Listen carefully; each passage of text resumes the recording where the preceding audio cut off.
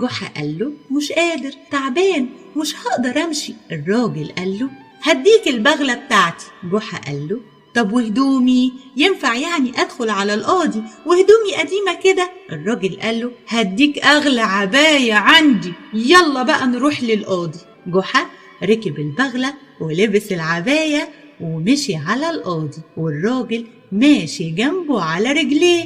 ولما دخلوا على القاضي قال لهم احكوا لي الحكاية. الراجل قال للقاضي اسمع يا قاضي، انا وقع مني 1000 دينار الا دينار في بيت جحا وعاوزهم، دول بتوعي. جحا قال له اسمع يا قاضي، دعيت ربنا يرزقني ب1000 دينار وربنا رزقني بال1000 دينار. لقيت 1000 دينار إلا دينار محطوطين في كيس جوه أوضتي، والدينار الباقي أنا كسبته من تعبي وجهدي. حطيت الدينار بقوا 1000 دينار كاملين ومظبوطين، وكله من رزق ربنا، ولقيتهم في أوضتي.